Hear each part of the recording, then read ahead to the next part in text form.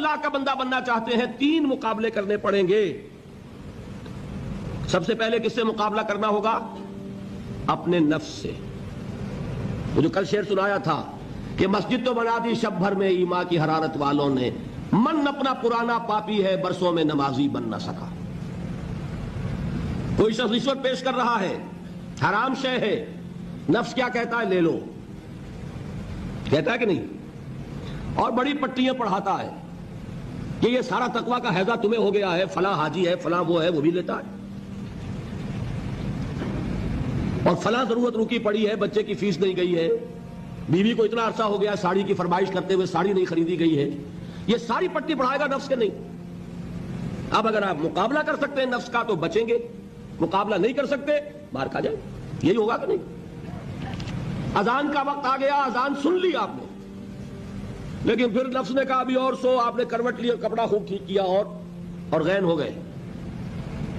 اگر آپ اس نفس کے تقاضے کو اس وقت رد کر سکتے، طاقت آپ میں اتنی ہوتی تو آپ کھڑے ہوتے مسجد کی طرف جاتے۔ گویا کہ بندگی رب کے لیے سب سے پہلا جہاد کس سے کرنا ہوگا؟ نفس۔ اچھا، نفس اکیلا نہیں ہے، اس کے پیچھے ایک بہت بڑا بدماش ہے، وہ شیطان لعین، وہ اسے اکساتا رہتا ہے، پھونکے مارتا ہے، الذی یوسوس فی صدور الناس، اشتعال پیدا کرتا ہے، پٹیاں پڑھاتا ہے، برائی کو مزین کرتا ہے، بے حیائی کو فیشن کا نام دیتا ہے، ناچ گانے کو وہ کلچر کا نام دیتا ہے، یہ سارا کچھ کر رہا ہے۔ تو اگر شیطان سے مقابلہ نہیں کر سکیں گے تو اللہ کی بندگی کر سکیں گے؟ تیسری چیز، معاشرہ بگڑا ہوا ہے، بگڑے ہوئے معاشرے کا ایک دباؤ ہے آپ پر، یہ بالکل ایسے جیسے ایک ہجوم ایک طرف جا رہا ہو تو ادھر جانا آسان اور مقابلے میں جانا بہت مشکل، زور لگانا پڑے گا نا۔ تو معاشرے کا رخ کچھ اور ہے، آپ کا رخ کچھ اور ہے، معاشرہ نہ خدا کو جانے نہ رسول کو جانے۔ آپ چاہتے ہیں اللہ اور اس کے رسول کے حکم پہ چلنا، کشمکش کرنی پڑے گی کہ نہیں؟ بہت پیارے ہیں وہ مصرے، زمانہ بات و نہ سازت تو با زمانہ ستیز، زمانہ تمہارے ساتھ اگر موافقت نہیں کر رہا، زمانے سے جنگ کرو۔ اور بے غیرت اور بے حمیت اور بودے اور بزدل اور کچے لوگوں کا اصول کیا ہے؟ زمانہ بات و نہ سازت تو با زمانہ بے ساز، زمانہ تمہارے ساتھ موافقت نہیں کرتا، بھائی تم زمانے کے رنگ میں لگے جاؤ۔ آسان راستہ کون سا ہے؟ زمانہ تمہارے رنگ میں نہیں آتا، تم اس کے مطابق ڈھل جاؤ، کوئی تکلیف ہوگی؟